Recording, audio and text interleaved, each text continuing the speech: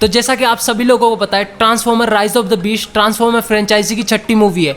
अगर हम इसमें बम्बल बी मूवी को इंक्लूड ना करें तो, अगर इंक्लूड कर ले तो पूरी 7 हो जाएगी, जिसे रिलीज हुए अब तक पूरा 1 दिन हो चुका है। मूवी का मेन फोकस ही था ट्रांसफॉर्मर की 2 नई स्पीशीज मैक्सिमल और टेराकॉन्स के ऊपर। तो अगर आपको अभी तक मैक्सिमल्स, टेराकॉन, स्कल्स और यूनिक्रॉन के बारे में नहीं पता तो आप मेरी एक्सप्लेन वाली वीडियो भी देख सकते हैं, जिसमें मैंने मूवी एक्सप्लेन के साथ साथ इस मूवी में दिखाए गए हर एक नए कैरेक्टर को एक्सप्लेन भी किया है। लिंक आपको डिस्क्रिप्शन में या फिर आई बटन में मिल जाएगी। तो आज की इस वीडियो में हम राइज ऑफ द बीस्ट की एंडिंग एक्सप्लेन करने वाले हैं, जिसकी एंडिंग में हमें जीआई जो मूवी फ्रेंचाइजी का रेफरेंस देखने को मिलता है। जिससे पहले मैं आपको एक छोटी सी स्पॉइलर वार्निंग भी दे देता हूं। मूवी की अगर प्लॉट की बात करें तो मैक्सिमल्स यानी कि वही एनिमल्स वाले ट्रांसफॉर्मर्स एक अनजान प्लैनेट पर रहा करते थे, और इस मैक्सिमल प्रजाति के पास एक मिस्टिकल की थी, जिसकी मदद से स्पेस और टाइम में एक पोर्टल को ओपन किया जा सकता है। ये पोर्टल यूजर को पास्ट तथा फ्यूचर में ट्रेवल करवाने के अलावा उसे पूरे यूनिवर्स में कहीं भी भेज भी सकता था। और इसी की को हथियाने के लिए एक बहुत ही बड़ा थ्रेट यूनिक्रॉन अपनी आर्मी टेराकॉन्स को उस प्लैनेट पर भेजता है, और इस पूरी टेराकॉन आर्मी का लीडर वो स्कल्स को बना देता है। स्कल्स उस प्लैनेट पर आने के बाद मैक्सिमल के लीडर को मार देता है, लेकिन कुछ मैक्सिमल्स उस चाबी को लेकर अर्थ प्लैनेट पर चले जाते हैं। अर्थ पर जाकर ये इस चाबी को 2 भागों में बांटकर छिपा देते हैं, जिसके बहुत दिनों बाद यूनिक्रॉन को पता चल जाता है कि बाकी के बचे हुए मैक्सिमल्स अर्थ प्लैनेट पर है, और वो चाबी भी। दरअसल यूनिक्रॉन यहाँ पर उस चाबी को हासिल इसलिए करना चाहता था क्योंकि वो इस मिस्टिकल की मदद से पोर्टल खोल के पहले अर्थ को और बाद में बाकी के सभी प्लैनेट्स को खाना चाहता है। जी हाँ, ये हमारे एमसीयू के गैलेक्टस की तरह है, जो कि प्लैनेट्स को खा जाता है। इसके बाद स्कल्स अपनी टेराकॉन्स की आर्मी लेकर अर्थ पर पहुंचता है ताकि वो उस चाबी को ले सके, जहाँ पर उसकी मुलाकात पहले से रह रहे अर्थ पर ऑटोबोट से होती है, जिनका लीडर होता है हमारा ऑप्टिमस प्राइम। पहली बार स्कल्स ऑटोबोट के सामने से चाबी का एक टुकड़ा और दूसरी बार मैक्सिमल्स के सामने से दूसरा टुकड़ा ले जाता है, और पूरी चाबी कंप्लीट होने के बाद वो उस पोर्टल को खोल देता है जिसमें से यूनिक्रॉन को आना था। अब यूनिक्रॉन धीरे धीरे करके अर्थ पर आने लगता है। वो इतना ज्यादा विशालकाय था कि मानो एक बार में पूरी अर्थ को निगल लेगा, और क्योंकि ऑटोबोट्स अर्थ पर ही रह रहे थे वो उसी को अपनी दुनिया मान रहे थे। पर यूनिक्रॉन के आने से पूरी अर्थ भी डिस्ट्रॉय हो जाएगी जहां पर वो पहले से ही रह रहे थे, और अब साइबरट्रॉन की तरह वो अपने दूसरे घर यानी कि अर्थ को खोना नहीं चाहते थे। इसलिए वो मैक्सिमल्स के साथ मिलकर यूनिक्रॉन की आर्मी टेराकॉन्स और स्कल्स से लड़ने लगते हैं। यहाँ पर ऑटोबोट्स पहले तो चाह रही थी कि ये किसी तरीके से उस की को बचा ले, जिसकी मदद से ये वापस अपने घर साइबरट्रॉन जा सकते हैं। बट क्योंकि अब वो पोर्टल बंद ही नहीं हो रहा था और यूनिक्रॉन लगभग आधा अंदर आ चुका था, तो ऑटोबोट्स का ऑप्टिमस प्राइम सभी को वहां से दूर जाने के लिए बोल देता है, और अपनी पूरी ताकत से उस चाबी पर अटैक करने लगता है, जिससे वो कई टुकड़ों में बढ़ जाती है। अब वो पोर्टल बंद हो जाता है और यूनिक्रॉन वापस से अंधेरे में चला जाता है। अब तक मैक्सिमल्स ने भी सारे टेराकॉन्स को खत्म कर दिया, साथ ही ऑप्टिमस प्राइम ने स्कल्स को भी मार दिया था, उसकी गर्दन उखाड़ के। इसके बाद सब कुछ नॉर्मल हो जाता है, और नोवा जो कि एक ह्यूमन होता है, इस जंग में ऑटोबोट्स का साथ दे रहा था, उसे एक जॉब इंटरव्यू में बुलाया जाता है, जहां पर वो ऑफिसर नोवा से बोलता है कि वो एक सीक्रेट ऑर्गेनाइजेशन से है, जो कि स्पेस के बाहर हो रही सस्पिशियस गतिविधियों पर ध्यान देती है। उसे ये भी पता है कि हाल ही में अर्थ पर क्या हुआ है, यानी कि यूनिक्रॉन और मैक्सिमल्स और ऑटोबोट की लड़ाई। साथ ही ये भी कि नोवा ने उनका साथ भी दिया था इस जंग में। वो नोवा को खुद की ऑर्गेनाइजेशन ज्वाइन करने के लिए बोलता है, और इसके बाद वो नोवा को एक कार्ड देता है जिसपे जीआई जो लिखा हुआ था। हाँ, ये वही फ्रेंचाइजी है जिसकी कई सारी मूवीज हमने पहले देखी है, जिसमें ईगल आई और कोबरा थे,